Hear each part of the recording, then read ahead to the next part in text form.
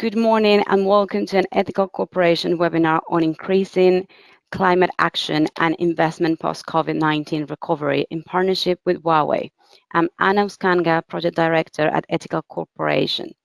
As part of our virtual Responsible Business Week, I'm pleased to host today's webinar with four great minds who will share their ideas, strategies, and learning on how they are working to ensure net zero ambitions and climate change remain a key focus as we build the global economy.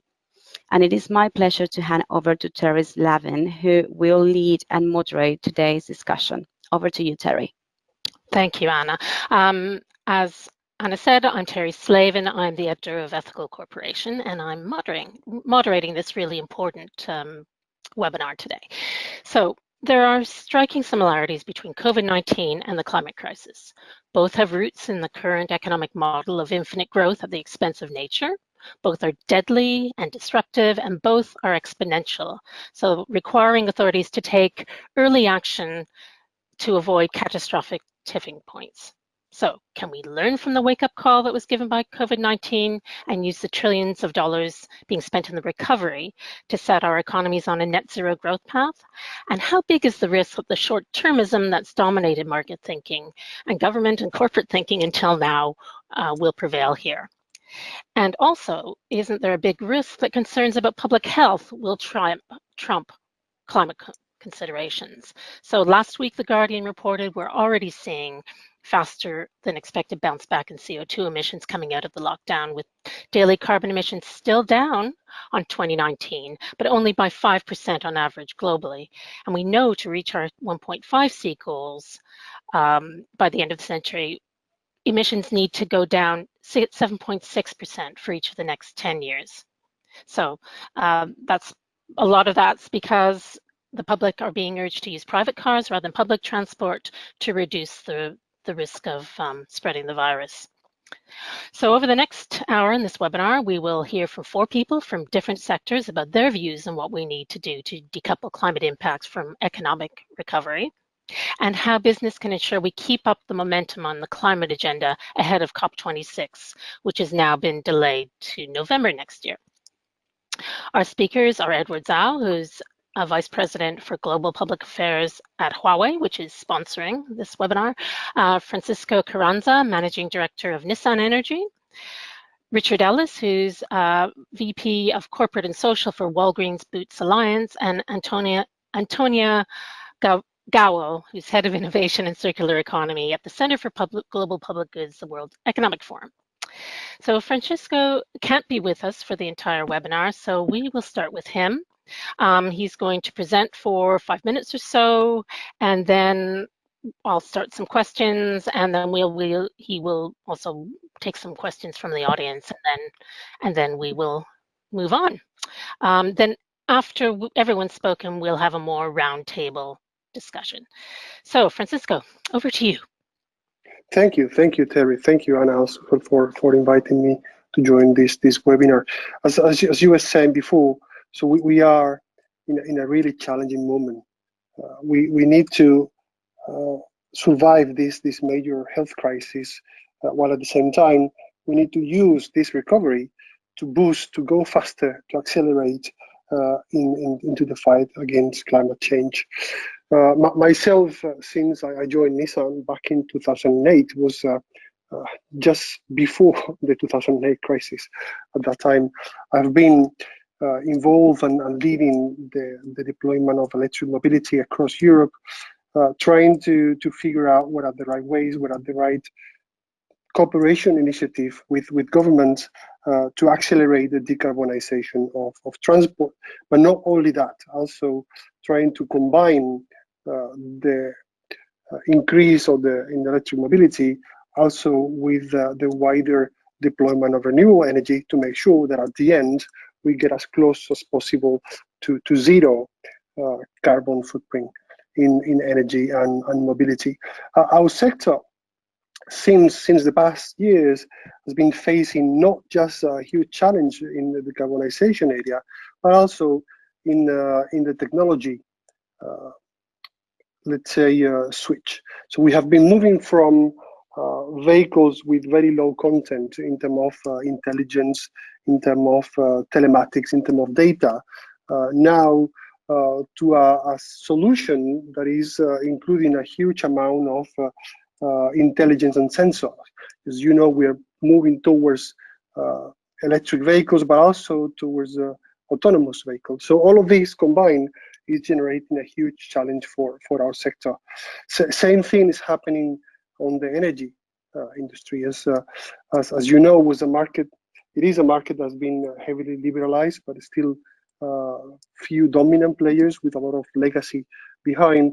They need to move from central power generation to heavily decentralized power generation, moving basically towards an ecosystem where the consumer is really empowered to take decisions. So it's not just somebody that pays the bill at the end of the month. So all of this combined, it was already a tremendous challenge for our sectors before the crisis.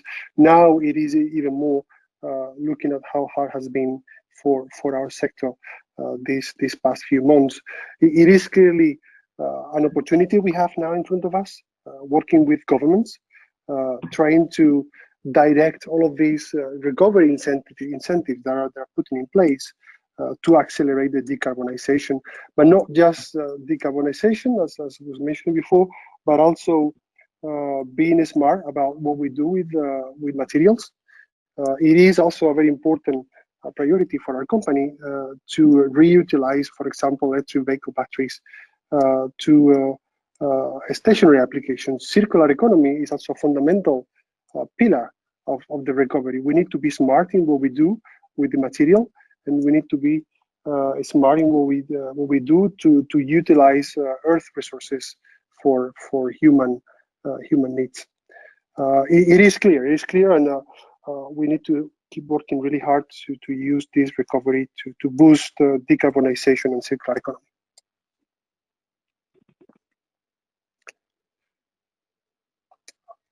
So more than happy to take some questions, as you suggested, Terry, before.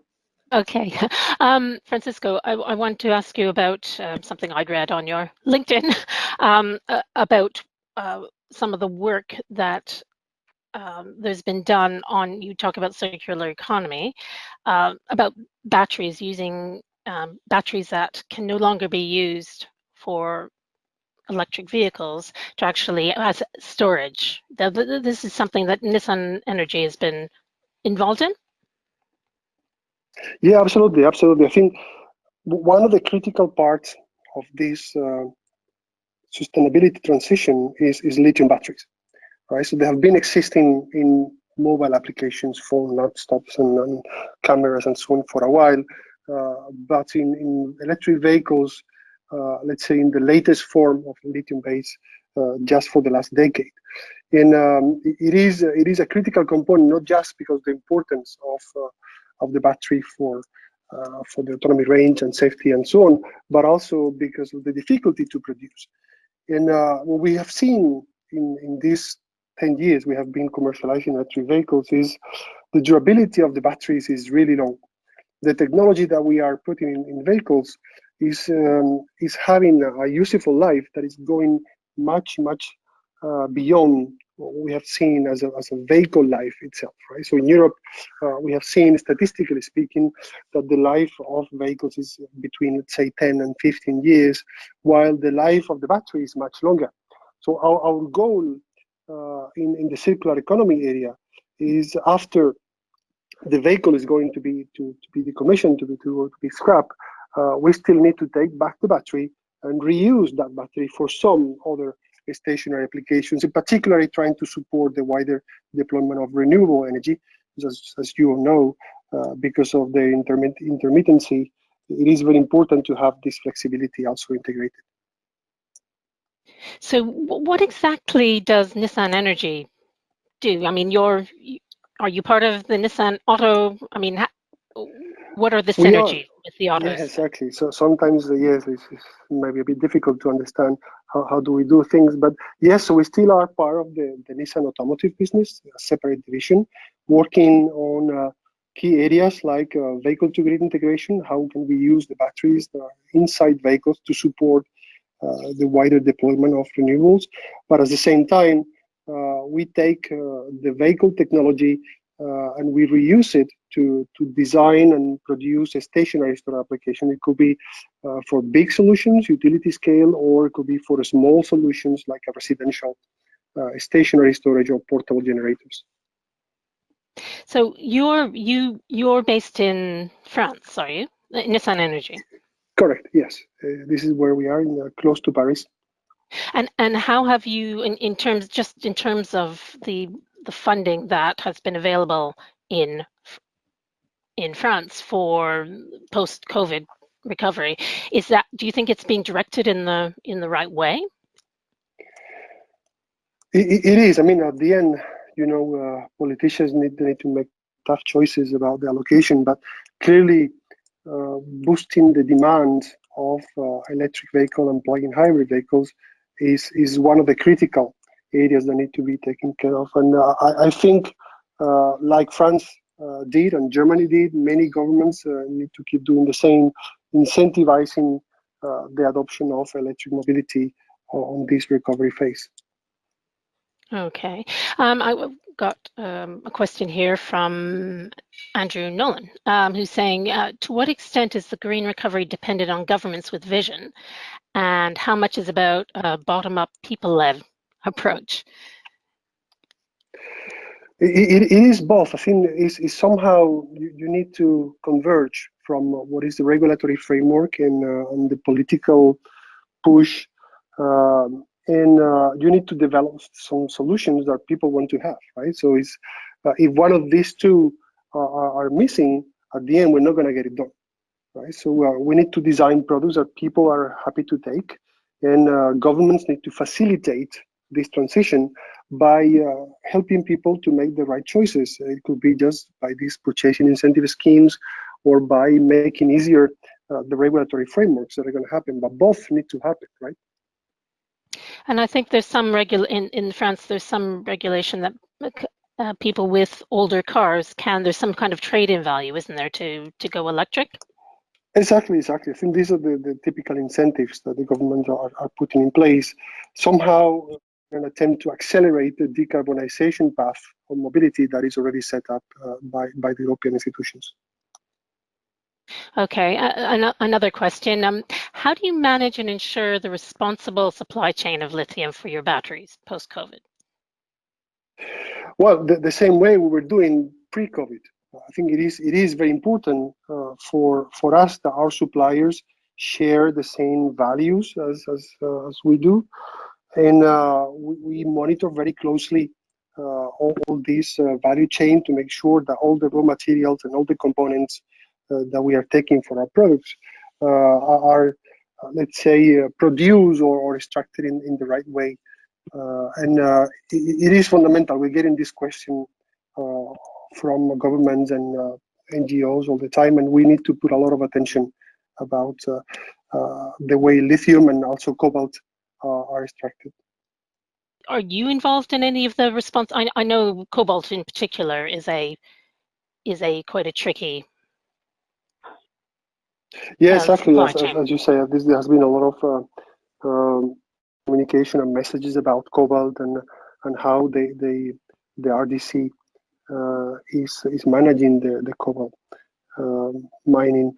For us, I mean, as I said before, we have put in place a particular follow-up on this. We have all our purchasing people making sure that the value chain is respecting the values, if we can say like that, of Nissan in how the cobalt is mined, but not just cobalt, also the other raw materials. At the end, as you say before, we need to be responsible for the whole value chain of the products we produce.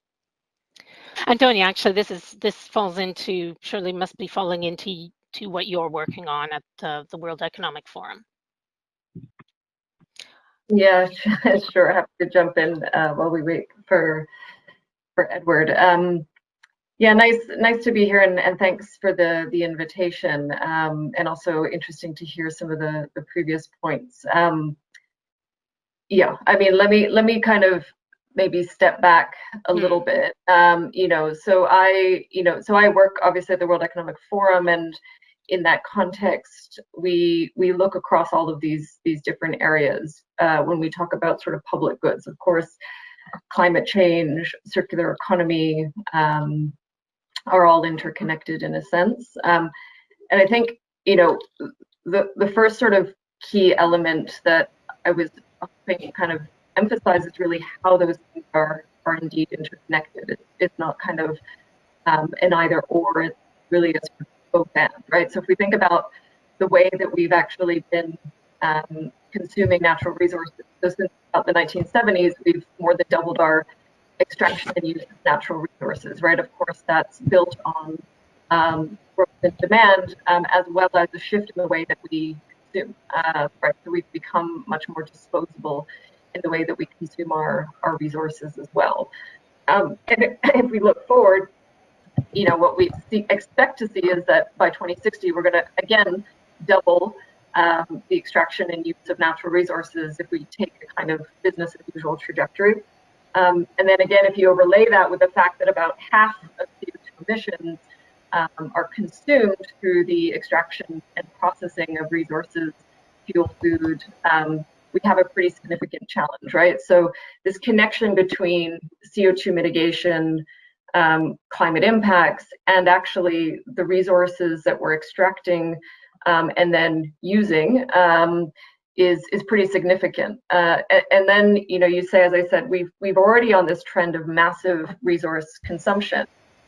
Overlay, and that we've also added in the past decade has been a move to mass disposability, right? I think we've all heard about, we all know now about the challenges related to that about dump truck every minute of plastics are being loaded into the ocean. We know that there's, Matt, we were just talking about cobalt. I mean, we work quite a lot on electronics generally, and there's something like an estimated $63 billion worth of valuable materials, gold, platinum, rare earth metals, in existing electronic waste, right? So there's a massive volume of positive value sitting around in what is basically considered as waste today. And then you can go, food. 25% of food that is made for consumption goes to waste. Fashion, textiles, same trend, right? So over the past 15 years, clothing production has doubled. People use their clothes half as long as they did before. You have this kind of this sort of overlaying of trends. One, mass extraction of resources amplified by a shift towards disposability of resources, which equally has an impact on water, natural environment pollution, right? So we're not only seeing upstream impacts, we're now seeing downstream impacts because basically a lot of these materials are not actually being managed in the right way. So in particular in Europe, as well as in North America, kind of recovery rates are pretty abysmal in terms of recycling and reconverting materials. So, an estimate by one of our partners says that only about 8.6% of the world is circular, which basically means we're not actually making the most of the materials that we have in use today. So then the last maybe just point to make is, okay, so what's the solution, right? So we have these trends, and that's where, of course, we think to the circular economy as well as, and as a complement to working across a whole range of issues in terms of CO2 mitigation, biodiversity loss, all these things are connected. But when it comes to circular economy, really this is just, it's sort of a way of thinking about it and connecting these dots because they're all interconnected and it's part of a system, right? So how can we think about new business models that's completely changed the way that we've been deriving value, let's say, for companies and people at the end of the day? And we've seen that happening. The question is, can we change business models enough that it dematerializes? We haven't quite seen evidence of that yet, I would argue. All the way through to that point that I made around recovery, right? 8.6% of the materials that are in our system are recovered. That leaves a pretty massive gap in terms of actually making the most of the materials that we have in our system in order to, again, feed back to the beginning, which is dampen demand on virgin new natural resources, which we have to do. So at least, I mean, at the World Economic Forum, we run a whole range of initiatives to drive this. We launched the platform for accelerating the circular economy with about 70 CEOs, ministers, to really drive commitments, because what we need is leadership. Ultimately, this is systems change. You need leaders to actually set targets and commitments that are pretty ambitious. And then you need the governments equally to come in with kind of policies and regulations that push those commitments forward to the entire sector, because unfortunately, it typically doesn't happen on its own across the entire industry as well. So we have that, as well as really a big focus on innovation. So how can technology, new business models, new solutions that are meeting demands of consumers come in to play a sort of, let's say, a bigger role in this as well. So we launched an initiative called Scale 360, really focusing on bottom-up entrepreneurial solutions that are coming to play. But how do you scale those? And that's where you need the market ecosystems with the right policies as well. And then finally, when we think about kind of, CO2 mitigation, we have a platform called Mission Possible, which is all about how do you decarbonize the really difficult sectors, sort of what they call the hard to abate sectors. And that relates to, one that was already discussed around transport cars, circular cars, heavy industry, but everything through to kind of steel, aluminum, and some of the other areas as well. So I'll stop there. I could talk about this all day. Usually I do, but yeah, I mean, happy to discuss and take questions. But I think the main message here really is that, of course, these things are interconnected. It's all part of a system. You really need both the governments to drive the right policy frameworks to kind of, let's say, meet the demands of what we need to see in terms of climate mitigation, as well as resource management, as well as the companies to step in to take the leadership, because that comes in tandem really as well. And I think for me, just in closing, it's not a sort of either or, it's really a both and. When we talk about, it's not about derailing the response to COVID, it's that in order, these things are all connected. So we need to address first and foremost the immediate concerns of COVID, and we need to do so in a way that continues to keep these sort of slightly medium to longer term objectives and targets on course, right? So it's not about, these things are connected, they cannot derail, but we have to do them both at the same time. Okay. Thank you. So we have a lot of people are saying, kind of a once in a lifetime opportunity now, where governments have all this money that they're prepared to put into infrastructure rebuilding. And we've seen, say, with the EU has put the circular economy plan at the heart of its green recovery plan.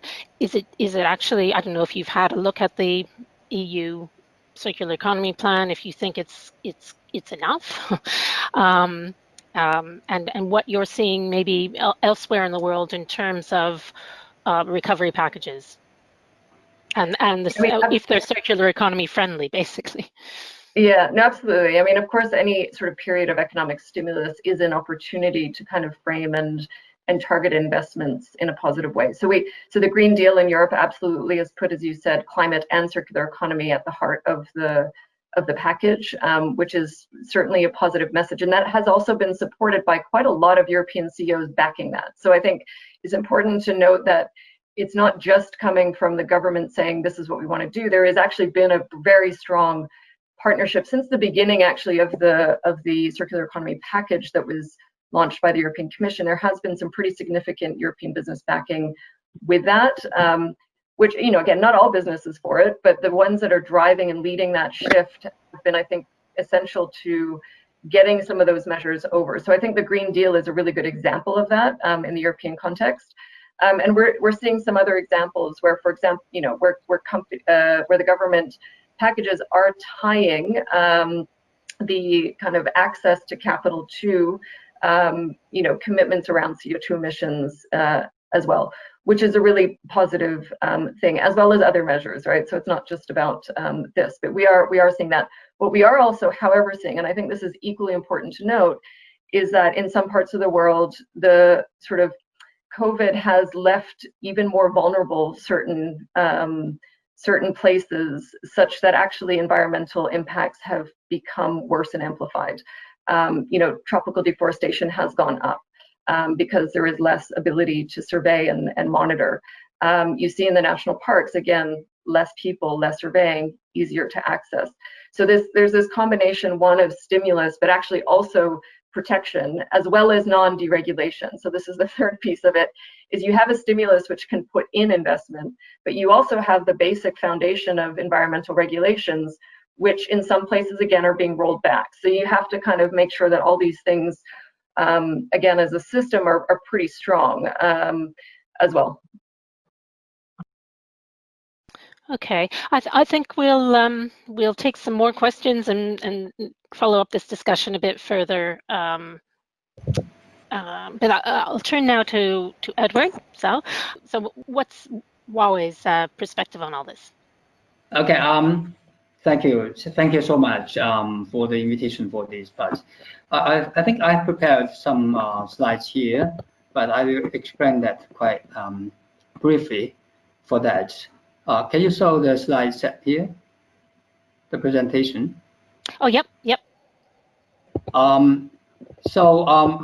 Thank you very much for the invitation. I think there's two perspectives from our side. Basically, how to keep this momentum on climate-friendly post-COVID-19. So two approaches are very important from our perspective. Firstly, the company needs to transit to a more sustainable business mode, just like you said already, so to decouple from the resources intensity. Secondly, as an ICT company, we should use the latest innovation and technology to make full use of the enablement effect in order to achieve net zero target. Next slide, please.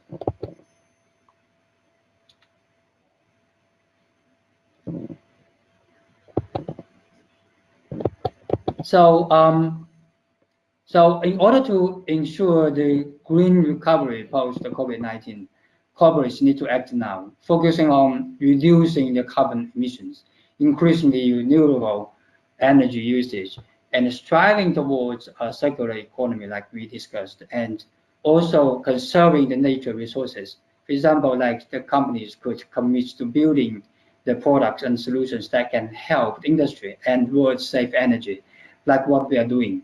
And also the innovation in improving the efficiency of the resource utilization in production, in manufacturing and logistics is needed to reduce the emission and also to transit to a sustainable business mode. Continuously to build the operation system that are friendly to the environment. The business can decouple the emission from increased production post COVID-19. I think that's very important. Also, in terms of Huawei's decoupling strategies, we have improved the efficiency of the photovoltaic power generation and also converted each joule of the solar energy into more photovoltaic power by ourselves. Since 2013, we have contributed more than 180 billion kilowatt hour of solar power to the world, equivalent to reducing more than 108 million tons of carbon emissions and more than 200 million trees. The next slide, please.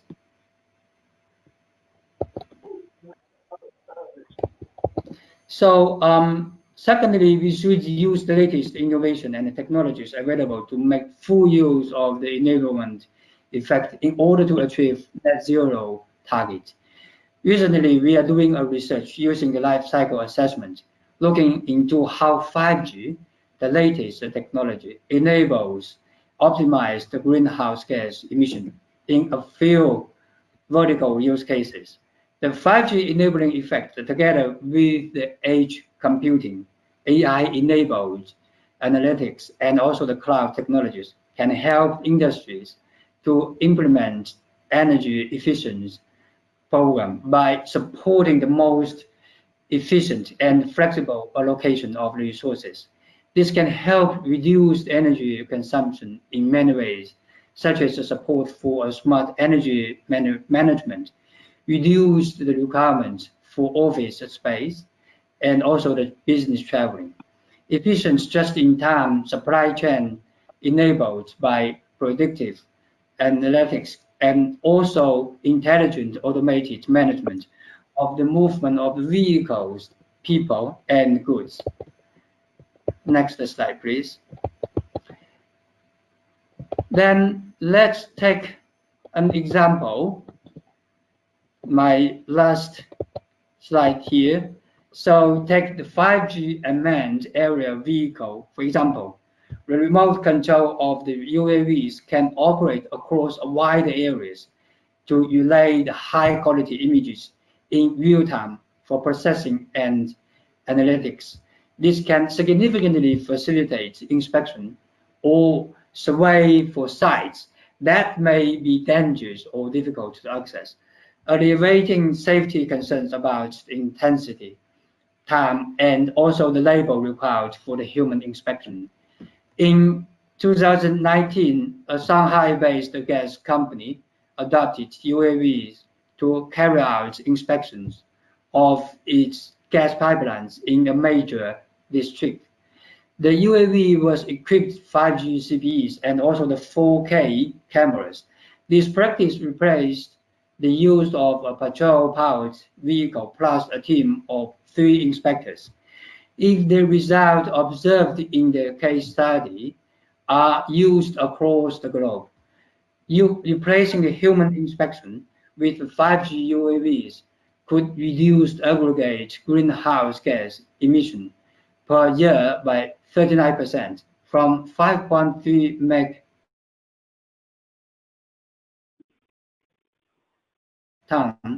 to 3.2 megaton.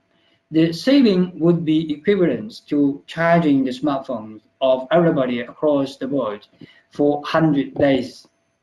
So in order to ensure this green recovery and fighting against the climate change post the COVID-19, we need a stronger and wider global collaboration to break through ICT innovations, to fasten the implementation of the frontier technologies with more companies cooperating together, and also with the government, the policy makers, and also all the regulators from the different industries and countries. So the potential of the technologies can be amplified in a larger range. That's our perspective for this topic. Thank you very much for your attention.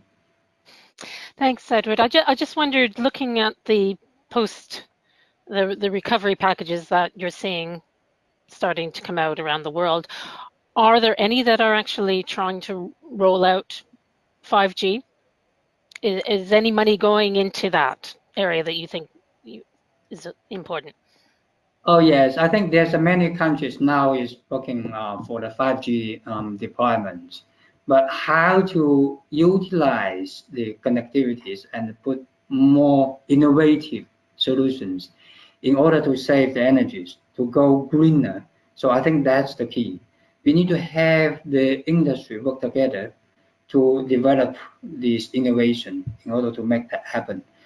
Recently, we are working in China, so in Zhejiang, China Mobile, so to build some use cases there. I think that can help a lot. I'll bring in Richard Ellis now from Walgreen Boots Alliance. Can you see and hear us, Edward? Richard? Hello. Yes, I can see you. Can you hear me? Yes. The floor is yours. I suppose I'd like to begin by posing a question, which is, what is a crisis? Now clearly COVID-19 is a crisis because it has forced the world to change. COVID-19 is a collective challenge because of the large number of deaths, no cure, no vaccination, and clearly there was a need for collaborative action. But is COVID-19 simply a dress rehearsal for something bigger, climate change and its impacts perhaps? And as I see it, the problem is putting a human face to climate change. What does climate change mean to the ordinary person? Now, I think that to most people, climate change is almost kind of too far away. Is it real? Well, I would argue most definitely not. When you look at things like the bushfires in Australia, the hurricanes that have taken place recently in America, and I could go on. But clearly, there is a need for change now, and a need for us to act now in order that we can start to address climate change and the huge impacts that will follow. I think that one of the things that we failed to do is to draw connections between things like health and climate change. And I think that if you look, perhaps the greatest challenge that the world faces this century is public health. Climate change is having an impact upon the way that food is grown, the amounts of food that's grown. It's having an impact on diseases, say like malaria. It's interesting that last year more people died of malaria than have died this year through Covid-19. Malaria is making a comeback simply because of climate change. And I think what we have to do is to work very hard to show people the impacts of climate change. I think the way in which we've responded to COVID-19, it's responding to a crisis. And these are the sorts of lessons that we should learn as we move forward. And I think from the business community's point of view, COVID-19 is forcing people to look very carefully at how businesses have reacted and responded to COVID-19. And I think that what they're going to do is to remember those businesses that did support and were engaged and were involved. And I think those businesses will be the ones to come out of it better. So I think from our point of view, as Walgreens Boots Alliance, we've done a huge amount in terms of supporting the testing regimes around the world, particularly in America and the UK, providing hygiene packs, providing medical packs.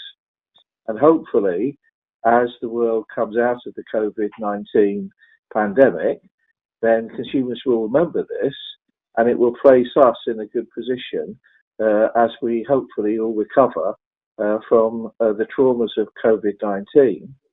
And hopefully what we can start to do is to understand far more about the impacts of climate change and how it will change the world in which we live. And those changes will be far, far more dramatic than COVID-19. So I think what I'm saying is let's use COVID-19 as an example to talk to people and to get people to really understand that we will have an even worse crisis facing us if we don't start to tackle climate change. So a few thoughts for you there, Terry, and other panelists. Okay, but I guess the thing about COVID-19 was its immediacy. And how do you, I mean, climate change is much longer term. And it's also, as I said in the introduction, exponential, but the lead time is much longer. So we were talking when we spoke about this earlier, pointing out that the Nightingale hospitals in the UK that was put up very quickly in response to this very immediate threat. But to what extent were any green construction considerations taken into that? How do you How do we lift our eyes from that horizon to the longer term?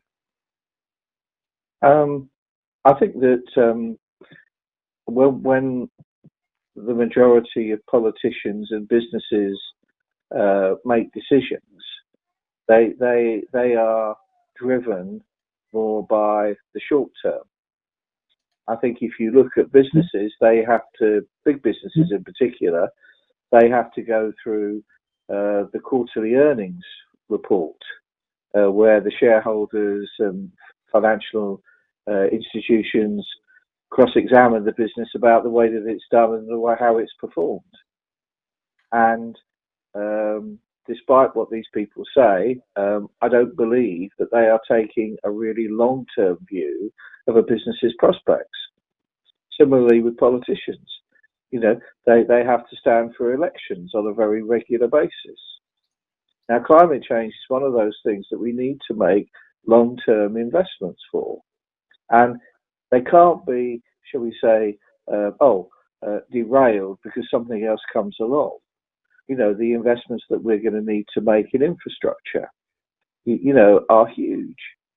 And if we are going to move the economy, so we're going to move completely away from coal into renewables, then if we're going to start to think about alternatives to forms of transport, how are we going to move around? Is, for argument's sake, a conference such as this, a virtual one, the way forward? Is that going to be what we'll be doing in 20 years' time? People will never travel anywhere to go to a conference because they'll just dial in to a setup such as this.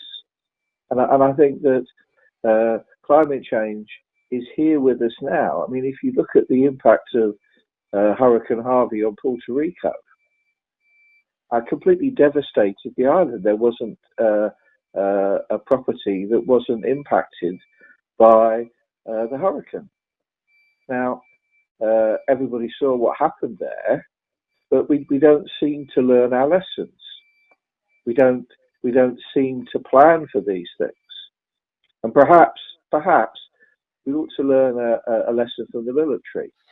The military are always preparing and planning for wars that hopefully will never come. You know, do we think about long-term planning for things like climate change in the same way? And perhaps that's part of the way that we've just got to think differently about some of these issues. So do you think there are governments that are actually, I mean, are there any governments, that government response where you're thinking it is joined up and thought through? I mean, I think if you look at Sweden, Sweden as a country wants to be carbon neutral. It understands where it is making or contributing to the world's carbon footprint. Then it's endeavouring to then work out how that carbon footprint can be neutralised by, say, buying rainforests in Indonesia and then making sure that those rainforests are maintained and protected so that indigenous peoples are paid to look after them rather than being paid to chop them down. And I think this is where businesses and countries have to take a much more longer term view of these sorts of things. Can I just jump in, Terry, with a thought here? Yeah.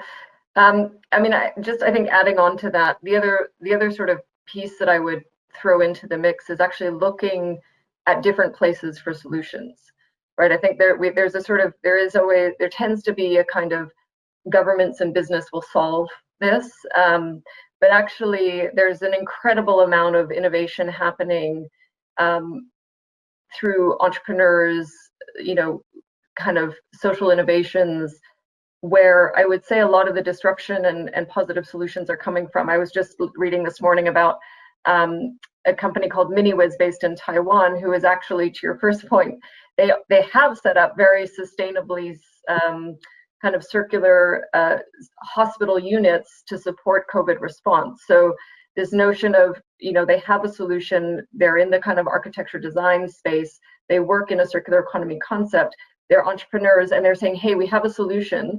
And it's not necessarily that the response isn't ready to use those solutions, it's we need to kind of source them, find them, and actually put them to work as well. You know, and I think, you know, one thing that we've actually launched this year is something called Uplink, where it's all about how do you create an open source platform for ideas to come to bear to a lot of these issues and challenges that, you know, many of us have been working on for decades, because what we've been doing clearly hasn't been working.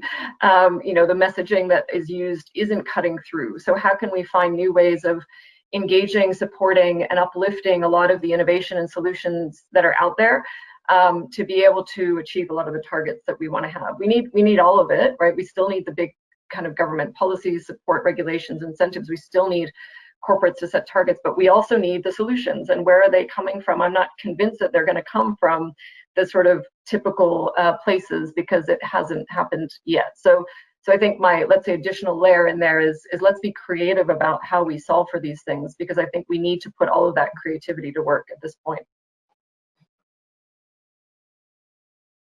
We can't hear you now, Terry.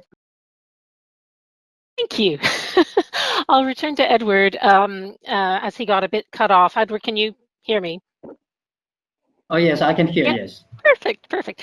Okay, so what has Huawei been doing on this issue of resource efficiency and innovating to try and cut the footprint? I mean, we have one question here pointing out that, you know, 5G is going to increase emissions with many more people streaming. So you're going to have, I can imagine that data center use is going to grow exponentially as well. So how do you mitigate those climate impacts? Well, I just have several points. First of all, the 5G is more emission. I think that's not true. The cores that provide also a wider spectrum, so more bandwidth. I think with that part, that will consume more power consumption. That is true, but the efficiency improved a lot already by the 5G technologies. So the technology can help a lot to improve the efficiency. So this is the message. The second, you mentioned about the data center. I think there's several quite interesting solutions we can adopt for many data centers. For example, like the AI, the artificial assisted, the energy saving solution. So during the usage, so there's some kind of different period of time. So during the different period of time, so there's a different kind of consumption and usage. If there's no usage, we can use the artificial intelligence to study that and cut down the power, the energy, and to save that a lot. So the efficiency, so that can improve a lot.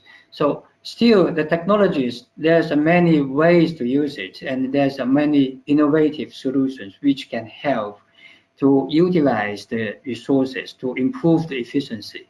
So I do believe that together with many application builder and also so many operators, we can develop many very innovative solutions for that. Another example is for the base stations. So during the different kind of period of time, we can use the deep learning so to study when we can shut down some of the channel for the base stations that can help to save the energies a lot. So very significantly. I mean, during these kind of different adoption of the new technologies, we can develop many new solutions in order to do that. But we need to have the collaboration from different industries, not only the technology provider like Huawei, but also we need to work together with the different verticals. For example, like the mobility and the port, the transportation, in order to develop the solutions for that. That's from my point of view. One of the other big issues, of course, is that the transition has to be a just one. It's not just about the climate. It has to be, and especially for buy-in, there has to be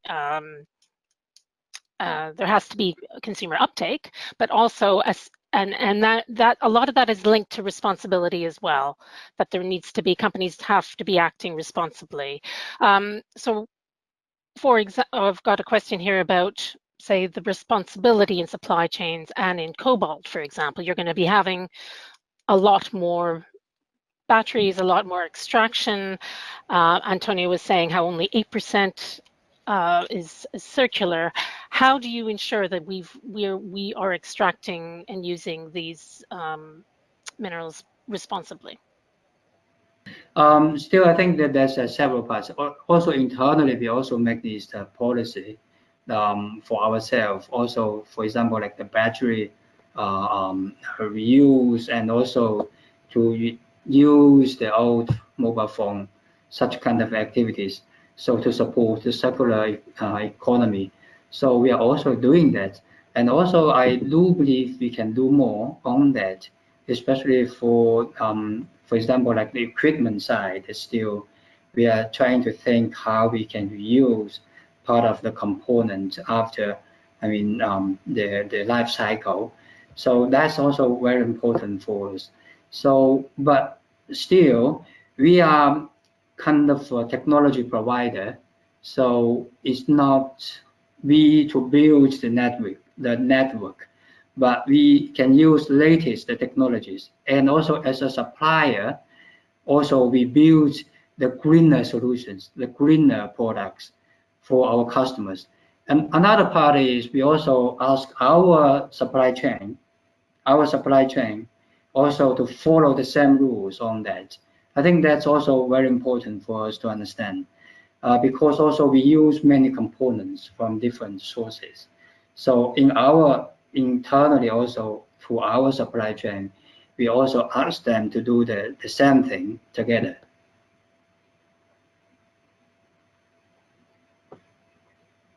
I guess a question for the panel, whoever wants to take this one, and it is just that basic issue of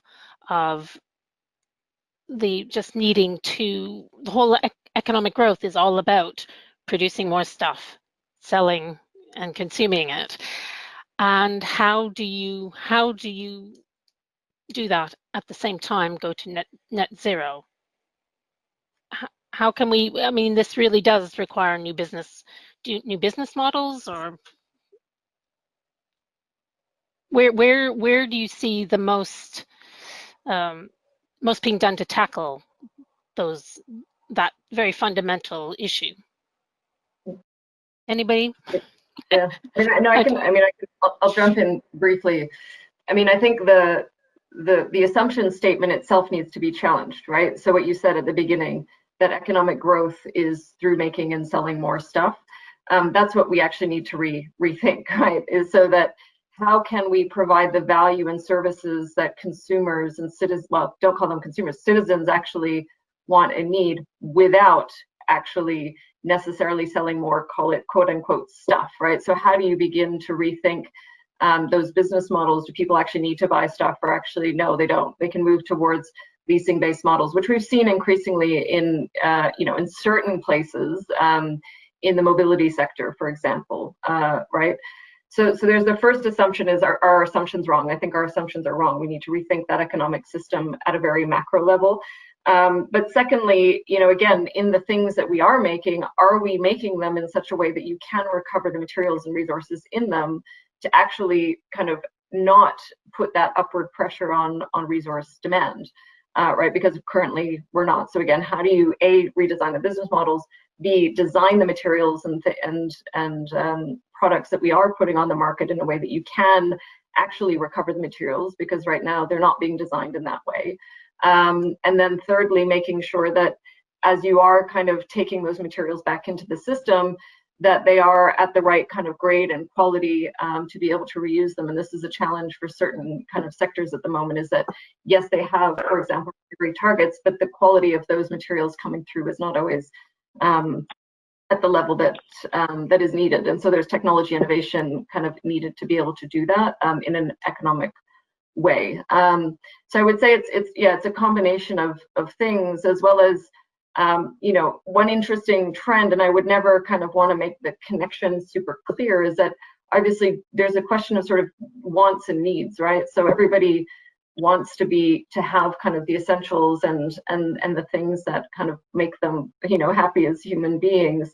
But what we obviously see when you get it put into a place of, well, actually I can't, you know, go to the shops, etc., you don't consume as much. And actually a lot of people realize that, you know, maybe that's part of our own mental mindset as individuals. Is, as I said at the beginning, we've moved to a society of disposability really recently, like in the past 20 years. And that's a shift that has been driven by mindset, by marketing, but also by prices being completely driven down because they don't include externalities, right? They don't include the labor pricing upstream. They don't include the environmental impacts.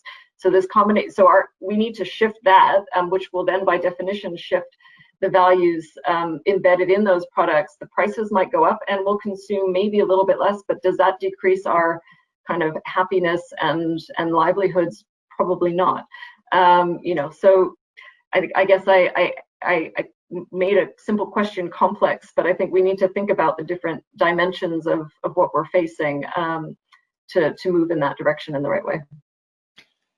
Thanks, Antonia. Richard, any new business models at Boots? Are you rethinking any of how you do things? I mean, I think the circular economy is key, and what Antonia was saying about being able to reuse resources is a key point. I think when you look at our business, it's constantly looking to reinvigorate those buildings so that they are powered wherever possible from renewable energy, where the materials that are being used internally can be taken away, reused again. So all of that thinking is going on, but it's an evolution because we can't do it overnight. And I think what we have to then start to do far more of is we have to collaborate with others. We have to work with our suppliers. So for things like recycling asthma inhalers, it's an expensive business. Now, if we can work with GSK so that we can recycle them, then if we can make sure that they have sufficient quantities that it makes it worthwhile for them to recycle in terms of costs, then everybody wins. And I think what we've got to do is a much better job of explaining to the public why all of these things are necessary and the impacts of all of this. So it's the circular economy, it's communication, and it's collaboration. And I think that they're the sorts of things that will start to enable us to change public opinion and start to make a difference. And I hope that what will happen is that the experiences of COVID-19 will get people thinking more about, well, we don't want to go through all that again. And so therefore they'll start to take small steps towards improving climate change and reducing carbon emissions. And I guess that's what it's been, the consumer action piece that's been the difficult one, hasn't it? I mean, if looking just say at Unilever, sustainable living brands, as much as Unilever's done to try and reduce its operational waste, cut down water and energy, when it came to getting its customers to take shorter showers or whatever, they weren't able to do that. And yet consumers have been very much motivated to change their behavior as a result of COVID-19. We'll have to wrap up, unfortunately. Richard? I mean, I think that COVID-19 has been a wake-up call, and it shows what a real crisis is. And I think climate change has the potential to be even more devastating than COVID-19. But we do have it within our grasp as the human race to do something about it. And I think the time to start acting is now. Okay. Yes. I'll final answer to you about different business models and. Oh yes, different business model. Yes. For us, for Huawei, I think that's not so difficult for us because we are providing many technologies. But still, finally, our customer, I mean the business customer, they need to think about how to use the technology to build their business model. But in principle, I think just a matter of time, sooner or later, we should think about that, how we can change the business model in order to tackle this climate change issue in the future. Especially for the consumer side, how to use the old battery and the old mobile phone, for example. I think that's also very important for us to take into account for the future. But still, I think we need to have all the industry to think about that together, to work on that together. So not only a technology provider to do that. Okay, I think we'll have to end it there. Your really valuable thoughts today, Antonia, Edward, and Richard. Thank you very much for joining us. Pleasure. Thank you. Bye-bye. Bye-bye. Thank you. Bye-bye. Thank you.